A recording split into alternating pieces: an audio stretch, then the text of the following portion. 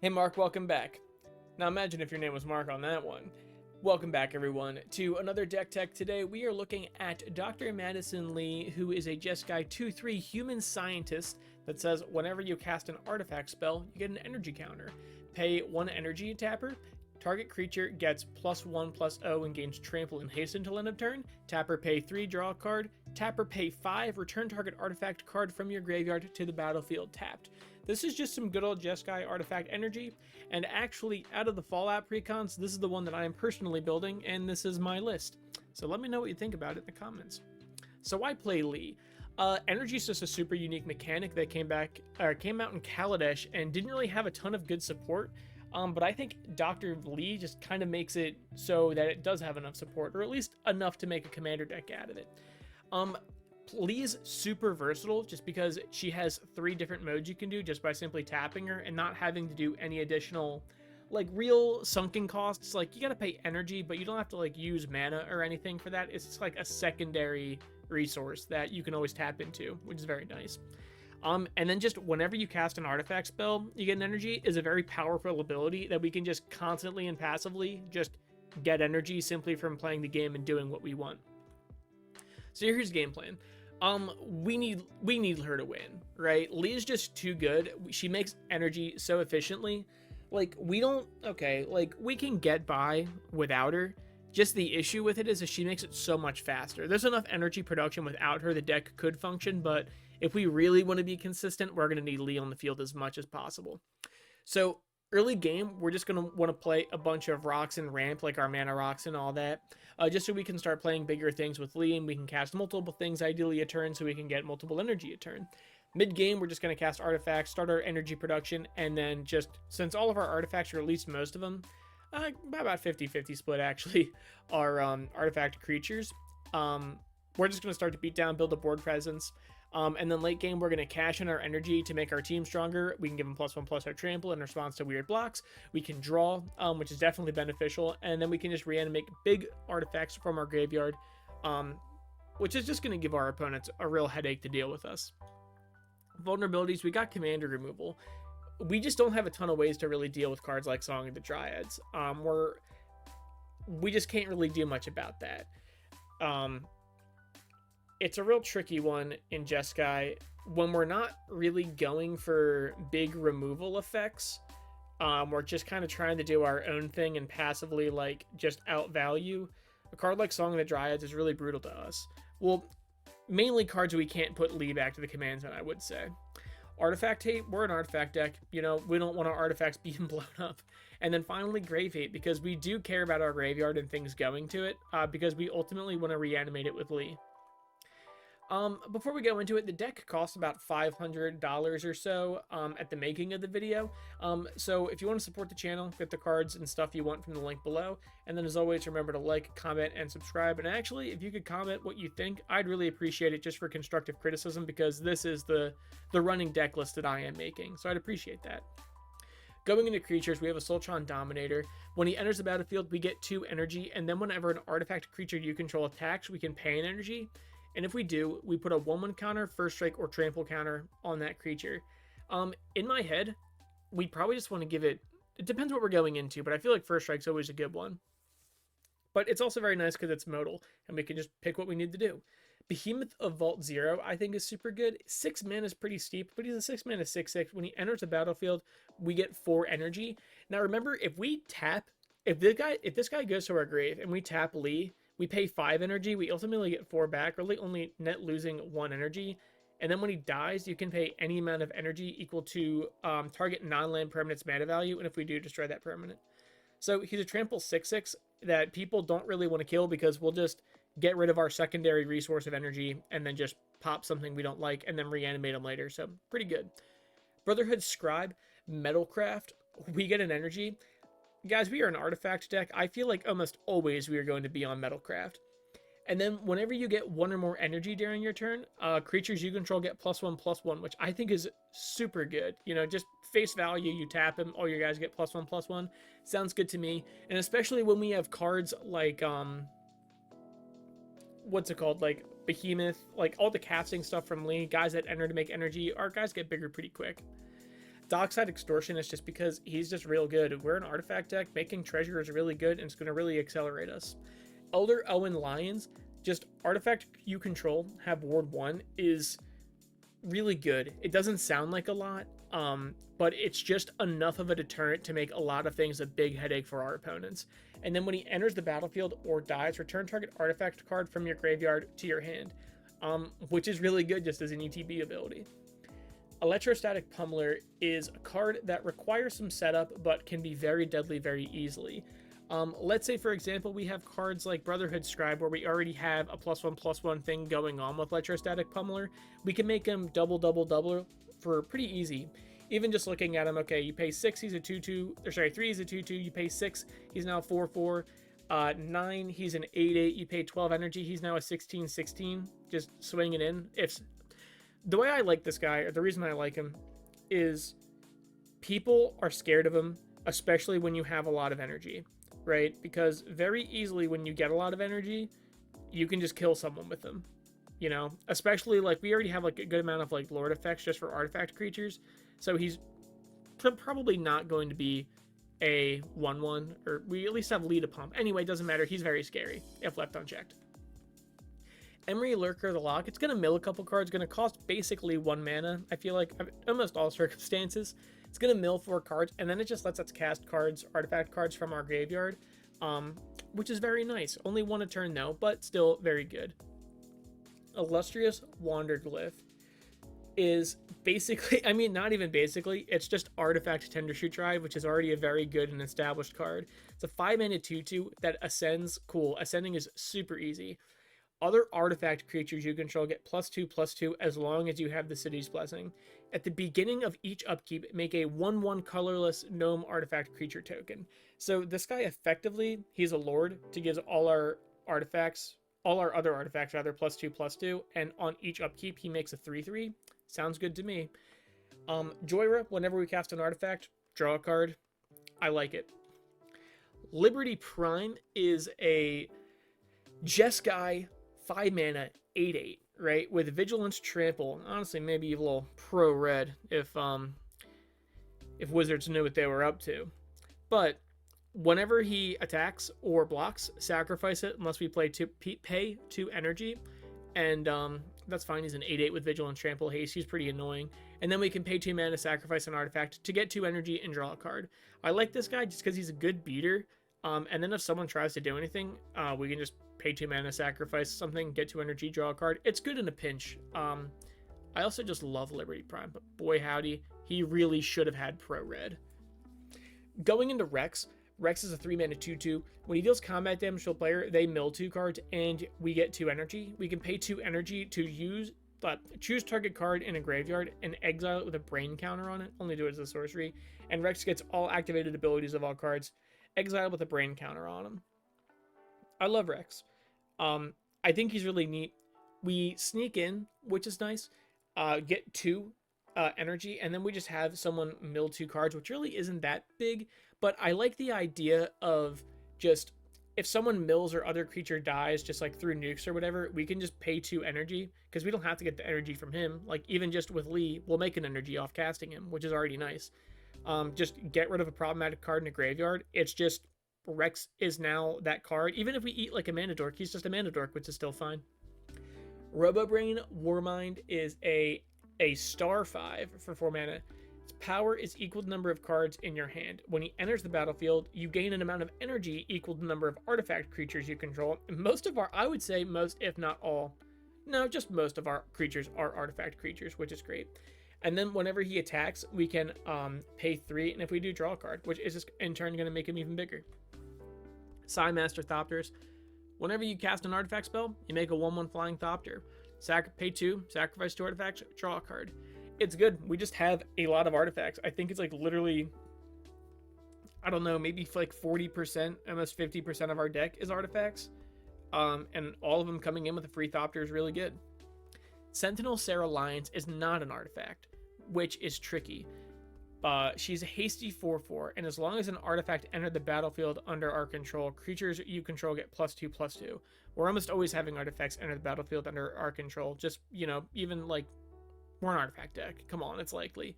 but then she has Battalion whenever she and at least 2 other creatures attack. She deals damage equal to the number of artifacts you control the target player. We are an artifact deck and we have a lot of artifacts. That is just like a huge laser against someone. Even if we have like 10 artifacts, which isn't even like a ton because like not that's like tokens or lands or whatever. It's still so good. Like even just like on attack, defending player takes 10 damage is very good. And that's before blocks, right? Plus she makes all our guys bigger, which is even better. Sentrybot is kind of a cool, like weird card, I guess. He's a 5 and a 2/5 with flash, which is not a super great cost, but he does cost 1 less for each creature attacking us. Then when he enters the battlefield, we get an energy for each creature attacking us, which is nice. In my head, it's a decent trick that really sets up for the next turn. That's how I look at this guy. And then at the beginning of combat on our turn, we can pay 3 energy, and if we do, we put a 1/1 counter on each guy we control.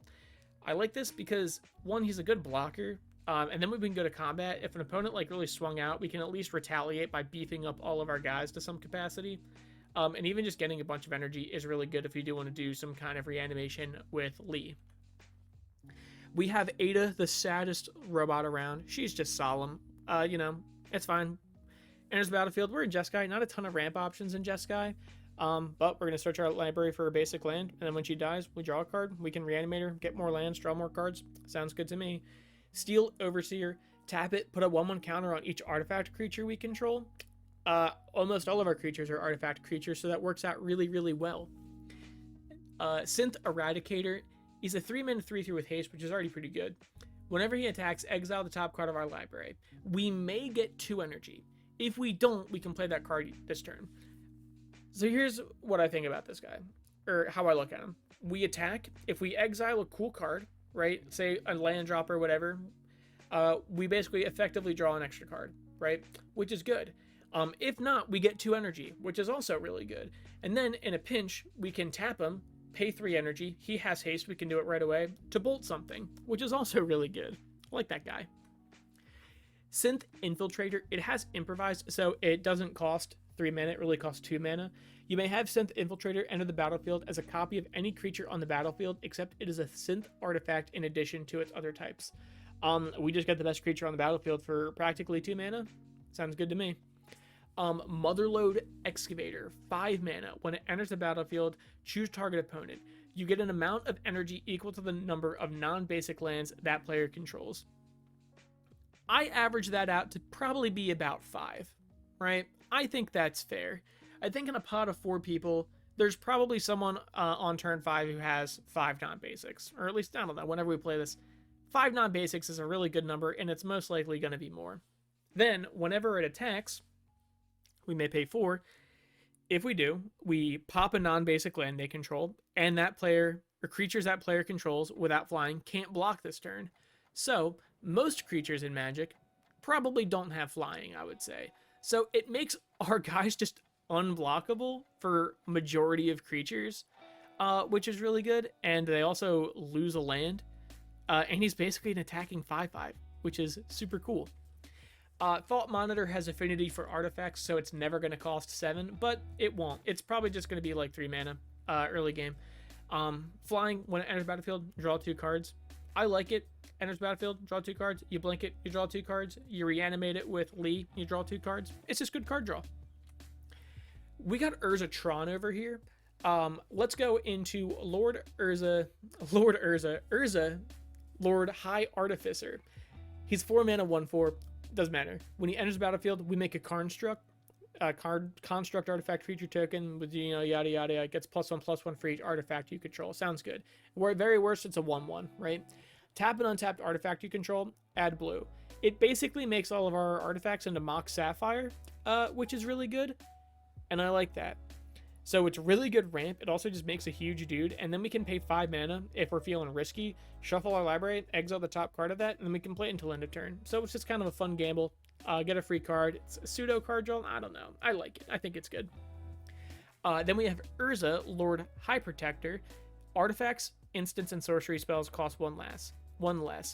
We're mostly artifacts, so that's the reason we're running it. We have a pretty good chunk of instants. I don't know how many, and I don't know how many sorceries, but not many instants or sorceries. I think we have like 4 sorceries. But either so, we want our artifacts to cost 1 less. Then we can pay 7 mana, and we'll get into that in just a second. Urza, Prince of Krug, 4 mana, 2/3, artifact creatures get +2/+2, already super worth it with just that ability. Then pay 6 mana, create a token that is a copy of target artifact you control, except it is a 1/1 soldier in addition to its other type, which is really a 3/3 soldier because it makes it even bigger, and you can do it at instant speed, and it's a copy of an artifact, not an artifact creature we control, so we can get all of our big stinky artifacts just as creatures and have good ETB triggers. Urza's so good. If I was going to build an Azorius commander today, it would probably be Urza, Prince of Krug. That's how much I like him. What I said earlier about that big 7 meld effect. 7 mana, if you own and control both Urza, this guy, and an artifact named the Mightstone and the Weakstone, which is the one in the middle, exile them, then meld them into Urza Planeswalker. Before I go into Urza Planeswalker, the Mightstone and Weakstone is super good, right? I would include Mightstone and Weakstone. Actually, I don't know if I'd include Mightstone and Meekstone without Urza, but I want to include Urza, so therefore it just makes sense to add Mightstone and Meekstone. It just makes the deck better. Actually, no, I'd still add it. It's good now that I think about it. 5 mana, enters the battlefield, choose 1. Draw 2 cards, which is also good, or target creature gets -5/-5/-5, which practically kills it, right? It's a Power Stone, so we can pay, which is just, artifact ramp. Tap it, add 2 mana of, for bleh. I got too excited about other Urza. Tap it, add 2 mana, colorless mana. It can only be used to cast artifacts. And basically, you can't use it to cast non-artifacts. So you can pay like abilities. Like, you can pay the 7 mana ability on Urza with the Mightstone. It's good. 5 mana to either kill a creature or draw 2 cards. That also still is only 3 mana because you get 2 mana from it all. Anyway, we have Urza Planeswalker. You may activate the loyalty abilities of Urza Planeswalker twice each turn rather than only once. Let's go through them because they're all really good. We can either have artifacts, instants, and sorcery spells you cast this turn cost 2 less, and you gain 2 life. And again, we can do this twice. So arguably, we could have our artifacts, instants, and sorcery spells cost 4 colorless less, and we gain 4 life on that, which is good. Draw 2 cards, then discard a card, which is also good. Make 2 1/1 soldier guys, which is still good. We can just exile 2. The way I like to look at him is just exile a non-land permanent and make 2 guys to defend him. That's how I think it looks good. Then artifacts and planeswalkers you control gain indestructible until end of turn, then destroy all non-land permanents. That's pretty good. But you can do really however you want with them. You can make 4 dudes, you can draw 4 cards, discard 2 cards, you can make all your artifacts be practically free. You can even just, worst case, just get rid of 2 target non-land permanents that you don't like. He's real good. And then our final other creatures, we were on Urzas, now we're on Whirlers. We have Whirler Rogue, enters the battlefield, make 2 Thopters, tap 2 untapped artifacts you control, target creature can't be blocked. That's pretty good. Whirler Virtuoso, pleh. Enters the battlefield, you get 3 energy, which is really good. Pay 3 energy, make a Thopter. That's also really good. We're an energy deck, so we can just kind of poop out Thopters whenever we need to. Going into sorceries, we have Fabricate. Search our deck for an artifact, put it in our hand, 3 mana, sounds good to me. Faithless Looting, draw 2 cards, then discard 2 cards, and it has flashback so we can cast it again later. This card is fine because we are also a reanimator package, which is good because we can discard our big costly artifacts and then we'll just reanimate them later anyways. So there's really not a lot of downside to this card. It's really good. Organic Extinction costs 10 mana, but really not because it has Improvise, so we can really just tap down our board to make it cost 2 mana to destroy all non-artifact creatures, which is okay because, again, we are an artifact creature deck, pretty much. Most of our guys are, at least. And then the final card, or final sorcery, is Wake the Past. 7 mana, return all artifact cards from your graveyard to the battlefield. They get haste. This card is brutal after a nuke. People are tapped down. All our guys have haste. Really, really good. Going into instance, we have Bottle Cap Blast, 5 mana, but it has Improvise, guys. It doesn't cost 5 mana.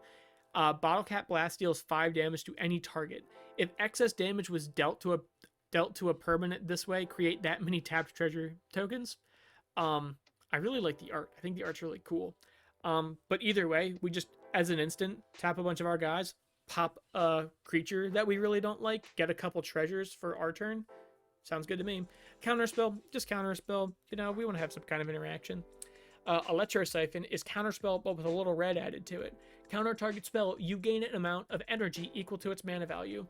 It's kind of like a worse mana drain, but we get energy instead of mana, and it costs one more. I don't know. I like this card. I think it's so cool. The way I look at this card is someone casts a spell. It's a big scary spell. Let's say 6 mana, right? We counter it. We get 6 mana. We just tap Lee. We just return our big scary artifact card from our graveyard to the battlefield. That sounds good to me. That's how I look at that card. It's a free reanimation as end of the day. Experimental Augury. I've been pretty hot on this card recently. 2 mana. Look at the top 3 cards of your library, put 1 in your hand, the rest on the bottom of your library in any order, and then proliferate. Energy counters are, you proliferate them. You can proliferate energy counters. So that's how I look at it. You look at the top 3, you take the one you want, and then you proliferate. You get an extra energy off of it. It's pretty good. Factor Fiction is a lose-lose for our opponent. That's really what you should say is lose-lose. Reveal the top 5 cards of our library. An opponent separates those cards into 2 piles. Put 1 in your hand and the other into your graveyard. The thing is we don't care if they go to our graveyard because we want to reanimate them with Lee anyways. So an opponent just has to try and figure out which is more inconvenient for us, but no option's bad. Glimmer of Genius, it just has Dr. Lee in the art, which is a huge come up for me. I like when I have like cards in the deck that have the commander on it. I just think it's nice. But even so, even if it didn't have Dr. Lee on it, 4 mana as an instant to scry 2, then draw 2, and get 2 energy. Getting energy at instant speed is good. That's pretty much it. It's very good. Scrying 2 is really good. Drawing 2 is really good. 4 mana is kind of awkward, but again, I like it.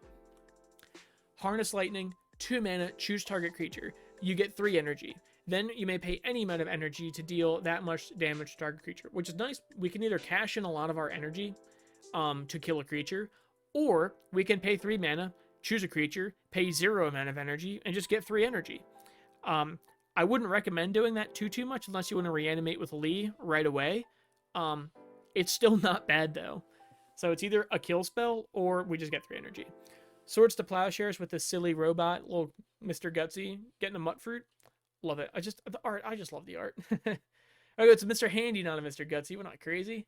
Anyway, Thirst for Knowledge. The art is in this set is so funny. Oh, that's like me. That's me like when I crack open a soda. 3 mana, draw 3 cards, then discard 2 cards unless you discard an artifact. We want to discard artifacts so we can reanimate them anyway. So drawing 3 mana to drawing 3 mana, paying 3 mana, drawing 3 cards, and then just reanimating that discarded artifact all at instant speed is pretty good. Going into the actual non-creature artifacts, Aether Works Marvel is probably the most famous energy card. Whenever a permanent you control is put into a graveyard, you get an energy. We're not really focused on that ability. It's good, don't get me wrong, we're just not focused on it. However, we can tap it and pay 6 energy, look at the top 6 cards of our library, and you may cast a card from among them without paying its mana cost. Put the rest on the bottom in any order, in a random order. We just instant speed, get look at the top 6 cards, get a free spell. I'd pay 6 energy for that, would you? Probably. That's the whole point of the deck. Arcane Signet, it's a good mana rock. Pretty much it. Automated Assembly Line is... Ooh, I just hit my desk real hard. Ouch. Automated Assembly Line, 2 mana. Whenever 1 or more artifact creatures you control deals combat damage to a player, you get energy, which is good because we can swing in, get a lot of energy. And then we can pay 3 mana to make a tapped 3/3 robot, which is also really good. So then we get more energy on that, and it just keeps going. Brass's Tunnel Grinder. When it enters the battlefield, discard any number of cards, then draw that many plus 1. So it always replaces itself, which is nice. At the beginning of your end step, if you descended this turn, put a boar counter on it. And then if there are 3 or more boar counters, you flip it into the land in the middle. Before we go into that, we're running it just because you basically get to filter your hand. That's why I like it. You get to filter your hand. You draw that many, and then plus they're discarded. We can just reanimate it anyways. It's fine. I like it. Then we have Tekutlan? I don't know. I don't care. Searing Rift. Why not? Tap it for a red. Whenever you cast a permanent spell using mana, discover X where X is that spell's mana value. For any number that is good. Right? Even if we do like a 1 mana spell, we'll just straight up get a Soul Ring, which is fine.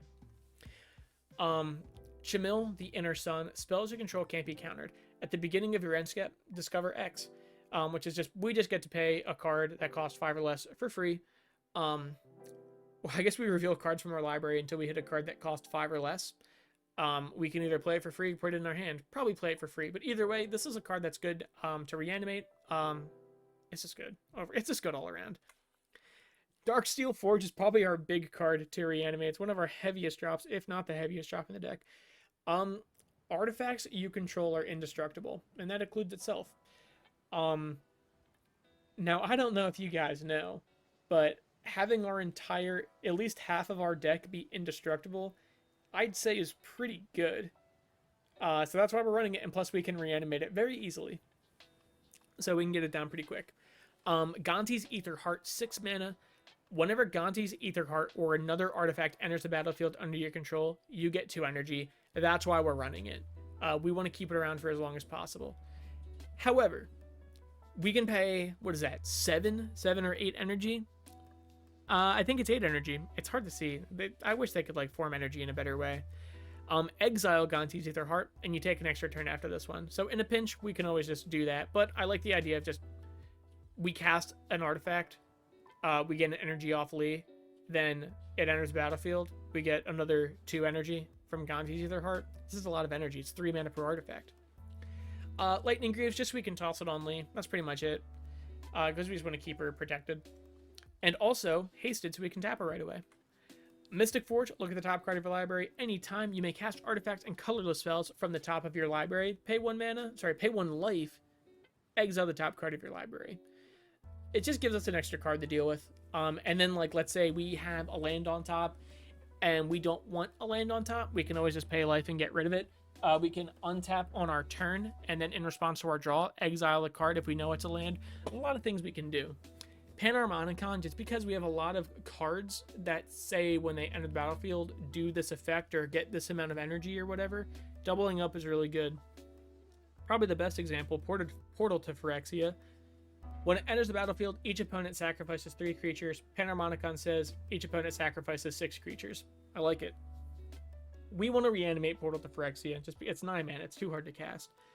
At the beginning of your upkeep, put target creature card from a graveyard onto the battlefield under your control. It's a Phyrexian in addition to its other types. That's a lot. So, it is a pseudo board wipe. Just makes each opponent get rid of 3 creatures, which is really good. A lot of decks can't handle that. And then we just get to reanimate and get a free creature every single turn. The best creature in anyone's graveyard is just ours on each of our turns. We have Soul Ring because it's Soul Ring. It's very good. We run all 3 talismans just so we can, you know, start casting our stuff easy. 2 mana, it's not that big of a deal. They really only cost 1 mana because you pay 2, you net gain 1. That's fine. The Pridewind Steel Flagship, 6 mana, 6/6 vehicle. Flying. Whenever a non-token artifact enters the battlefield under your control, you get a 2/2 human knight creature token. With this creature gets +2/+2 as long as an artifact entered the battlefield under this turn, and you can crew with it. We have a lot of non-token artifacts entering, so all of our non-token artifacts coming in with a 2/2 guy, which is really a 4/4 guy, is insane. Very good. And we can crew it for a flying 6/6, which is fine too. Thanks, Brotherhood of Steel. And then we have Wayfarer's Bauble. It's 1 mana, tap it, pay 2 mana, search your library for a basic land, put it on the battlefield, tap. That's fine. I like it playing early game. It's a fine turn 1.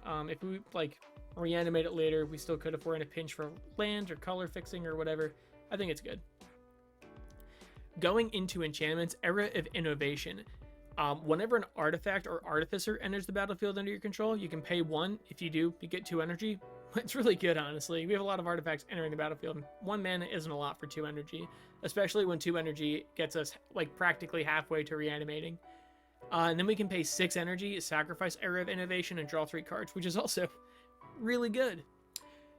Over Encumbered doesn't have a lot of synergy with the deck necessarily, but it can like absolutely destroy someone else's deck, right? Enchant Opponent. Whenever Over Encumbered enters the battlefield, Enchanted Opponent creates a clue, a food, and a junk. At the beginning of combat on Enchanted Opponent's turn, that player may pay 1 for each artifact they control.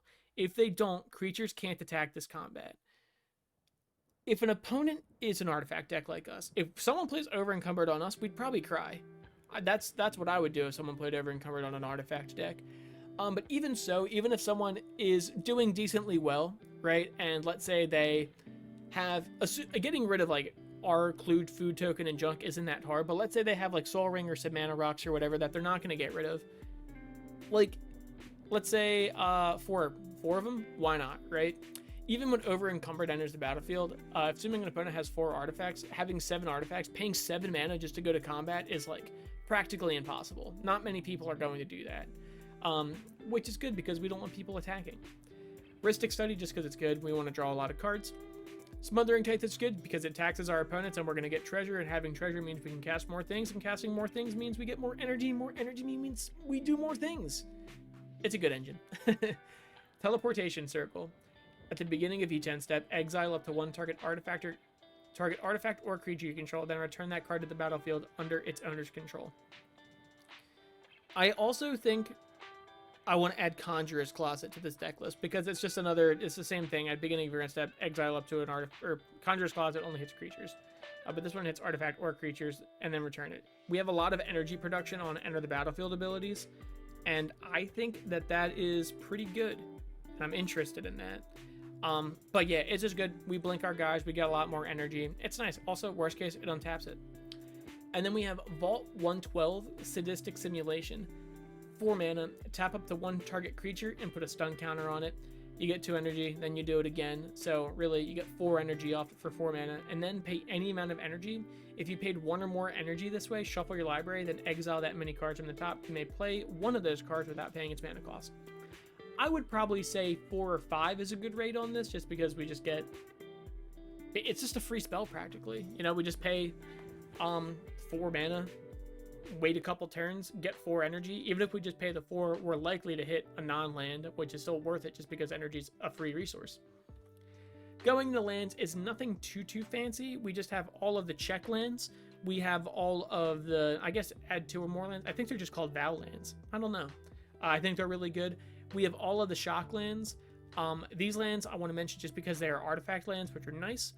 We don't cast them, so we don't get any energy off them, but they're just indestructible artifact lands, which is really good. All of the Battle Bond lands, which is fantastic too, because they're always going to enter untapped, assuming we're in a pod of 4, and worst case, we're in a pod of 2. And at that point in the game, I don't think it matters that they enter tapped. Going into like specific lands, we have Aether Hub because when it enters the battlefield, we get an energy. Cool. We can tap it for a colorless, or we can pay an energy to add 1 mana of any color to our mana pool off of it instead, which is good. Command Tower because it taps for any color. Helios 1 taps for a colorless. We can pay 1, tap it to get an energy, or we can pay 3 mana, tap it, pay X energy, sacrifice Helios 1, and destroy target non-land permanent with mana value X, and only do it as a sorcery. This is just a land that gets rid of a permanent, a non-land permanent. Is really good. I really like it. Inventor's Fair, at the beginning of your upkeep, if you have 3 or more artifacts, we almost always do, we gain a life. You tap it for a colorless, or you pay 4, tap it, sacrifice it, search your deck for an artifact card, reveal it, and then put it into your hand, but you can only do it if you have 3 or more artifacts, which again, is very, very likely. It's good life gain, it's a tutor on the land, I like it. Rogrin Triumph, Rogrin? I don't know. Triumph, Island Mountain Plains. We're in a 3-color deck. Triumphs are like the best in the deck. They're good. And it has cycling, worst case. Spire of Industry, tap for a colorless, or we can pay life, tap it to get 1 mana of any color, and only do it if we have an artifact. We're an artifact deck, so that's very likely.